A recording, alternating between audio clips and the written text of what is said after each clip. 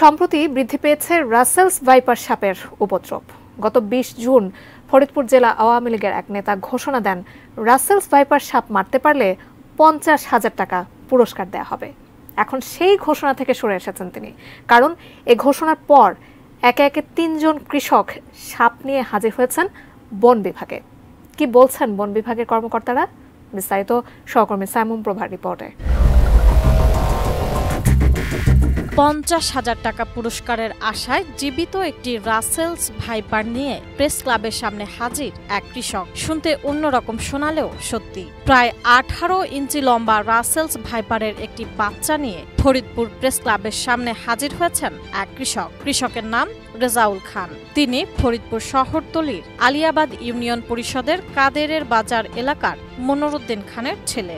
শনিবার সন্ধ্যায় তিনি ফরিদপুর প্রেস ক্লাবে সাংবাদিকদের সামনে জীবিত রাসেলস ভাইপারের বাচ্চাটি দেখান।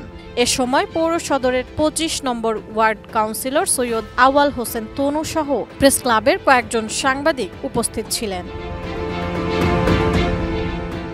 এর আগে গত ২০ জুন জেলা আওয়ামী লীগের একটি মিটিংয়ে রাসেলস ভাইপার সাপ মারতে পারলে ৫০,০০০ টাকা পুরস্কার দেওয়ার ঘোষণা দেন ফরিদপুর জেলা আওয়ামী লীগের সভাপতি শামীম হক। এমন ঘোষণার পরই সাপ নিয়ে হাজির হওয়ার ঘটনা ঘটে বলে জানা যায়। পৌর সদরের ২৫ নং ওয়ার্ড কাউন্সিলর সৈয়দ আওয়াল হোসেন বলেন, সাপ ধরে প্রেস ক্লাবে হাজির হওয়ার ঘটনাটি আওয়ামী লীগের সভাপতি শামীম হককে জানানো হয়। তিনি সাপটি বন বিভাগে জমা দিয়ে প্রাপ্তি স্বীকারপত্র নিয়ে জেলা আওয়ামী লীগের কার্যালয়ে যেতে বলেন। রোববার দুপুরে ওই সাপ জমা দিয়ে প্রাপ্তি স্বীকারপত্র নেওয়ার জন্য বন বিভাগে যান ওই কৃষক। তবে বন বিভাগ পত্র দিতে অপারগতা প্রকাশ করেন, কেননা সাপ ধরা বেআইনি। ফরিদপুরের বিভাগীয় বন কর্মকর্তা গোলাম কুদ্দুস ভুইয়া বলেন, সরীসৃপ জাতীয় প্রাণী ধরার কোনো আইন নেই, এটি ধরা অপরাধ। কারো জালে আটকে গেলে সে কথা ভিন্ন। তিনি আরও বলেন, তিনি প্রাপ্তি স্বীকারপত্র দিতে পারেন না। ওই কৃষকের উচিত যেখান থেকে সাপটি ধরেছেন ওই স্থানেই ছেড়ে দেওয়া।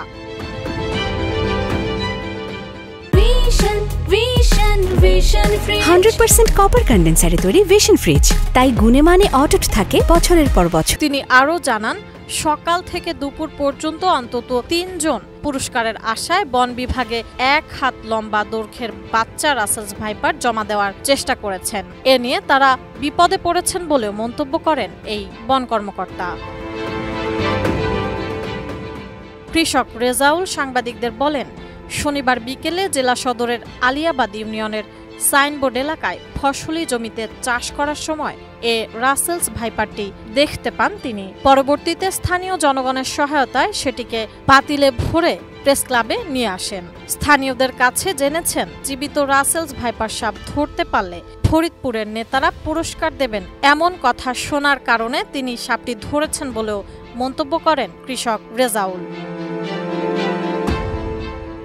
তবে পরে জানা যায়, সাপ ধরতে পারলে ৫০,০০০ টাকা পুরস্কার দেওয়ার ঘোষণা থেকে সরে এসেছেন আওয়ামী লীগের সভাপতি শামীম হক। ২৩ জুন দুপুরে জেলা আওয়ামী লীগের সভাপতি শামীম হক পুরস্কারের ঘোষণা প্রত্যাহারের বিষয়টি সবাইকে জানান। সেখানে তিনি রাসেলস ভাইপার সাপ মারা বা ধরার চেষ্টা থেকে বিরত থাকতে অনুরোধ জানান। তিনি বলেন, জীবিত হোক বা মৃত, কোনো প্রকার রাসেলস ভাইপার বা চন্দ্রবোরা ধরার জন্য কোনো পুরস্কার নেই।